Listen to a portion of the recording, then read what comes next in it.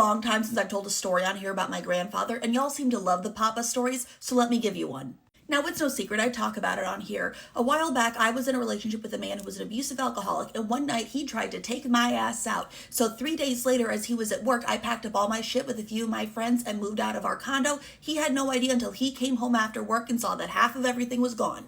Now, to make matters worse, this happened just a few days after my youngest sister fell while rock climbing and suffered a spinal cord injury. This particular spinal cord injury that she had, and where it was located on her back, made it so that it was expected that she was never going to walk again or be able to use the bathroom, normally on her own. She can do both, by the way. And because I'm the oldest sibling, in fact, I'm the oldest daughter, y'all know where this is going, I was expected to keep things quiet, to not talk about it. My emotions, my feelings, my experiences weren't really taken into account. People really didn't care for them. I was told to kind of deal with it on my own, if they even bothered to acknowledge it, because I was fine, I was safe, I was out of there, I moved back home. My sister, on the other hand, she couldn't walk.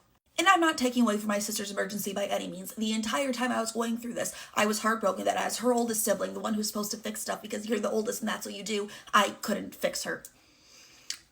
But no one really gave a damn about me. I was told specifically not to talk about it because I had to be strong for my parents and the rest of my family. To this day, even though I myself am very open about it and I'm willing to talk about my experiences, the fact that I went through a domestic abuse situation is not acknowledged. To this day, I still have family members and close family friends who do not know what happened, or at least don't know the full extent of it. One of those people who don't know the full extent of everything is my grandfather. Now, my grandfather knew that I had left my abusive ex while he was at work one day. He knew that there was no big conversation, there was no big fight, there was no big blow up. I just up and left. And according to my grandfather, in his words, the way that he would describe what he thought had happened was that I just wasn't being treated like a lady. Because that's my grandfather's big thing. Whenever he asks me about someone I'm dating, someone I'm seeing, he'll say, "How is so-and-so?" And he's always happy when I hear, the person's name, or I get asked about them and I smile. It's always his big thing. And then the next thing I'll ask is he treating you like a lady? And I have never once told that man no. I've never had to. Oddly enough, every time my grandfather's ever asked me that question, I've been able to answer him honestly, yeah, it's going great. Because at those times that he's asked me that, even in the relationships where things were not good and I should have left a while back, which is another thing I'm known for in my family, really with my friends, I stay longer than I should in a relationship. Even during, shitty situations, at the time my grandfather asked, things are actually going pretty well. I've never had to disappoint him with that question. So about a month after this relationship ends and I leave, I go over to my grandfather's place because he lived about 3 blocks away from me at this point because he needed his hairs cut. And I say his hairs because saying his hair, thinking that's going to be, a lot of hair. The man is balding. He has very little hair left. We joke and say he has like 2 hairs left that he wants me to cut. It's more than that. So I go over to cut his 2 hairs. Anyone could take some buzzers with a 3-guard and just run it over his head super quick. It's not that hard. I also went to school for hair, but So I go over to his house and we're talking about, what went on in the relationship.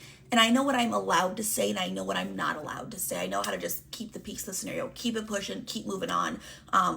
Don't worry about my own feelings, right? Don't worry about my own story. Don't burden anyone else with that situation.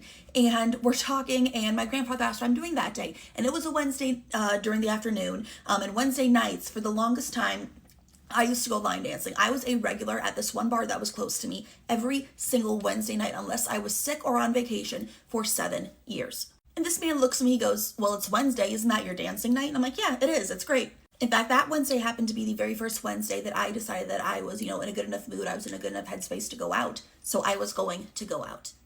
And he stops talking about the line dancing for a second and he looks at me, he goes, "You leaving in the middle of the day without telling him, just deciding that you had enough and you just up and left, that was a real badass thing to do." And he says badass as in like, that's badass, that's rad. Not as in like, oh, you're such a little badass, no. He means like, that was amazing, that was phenomenal, that was badass. And I look up and I go, "Well, thank you, Papa." And he just goes, "You've kind of always been the badass of the grandkids. Like, if you set your mind on something, you're gonna do it, and you don't care who you upset, you just do it." He goes, "And I love that, and that helps you a lot with this. I'm so thankful you were able to get out." And I looked at him for a second and I'm thinking, oh my God, this man knows. I was specifically told not to tell him, and I think he knows.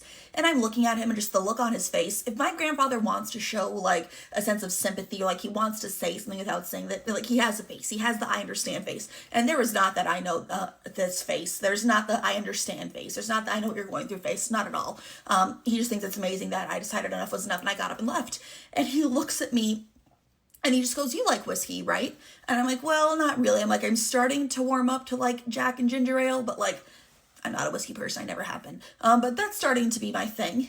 And he looks at me and he goes, good. And he starts to reach into his back pocket where I know his wallet is. And I turn to him, I go, Papa, no. I'm like, absolutely not. He goes, well, you cut my hair. I need to pay you. And I look at him and I go, you are not paying me for a 5-minute haircut where it took zero skill whatsoever. And he looks at me and goes, fine, I was going to give you $10. I'm like, I can live without your $10. He goes, okay. He opens up his wallet. He hands me a 20 and he goes, go have some fun. But I know you're not going to have too much fun with this 20. I know you can drink. And I turn around, I'm like, I can't take that. And he looks at me and goes, no. He goes, I know you're not getting super drunk off of this because I know the price of alcohol nowadays. And I know you can put a few away before you start feeling anything. But also, you're a badass and you need to go celebrate.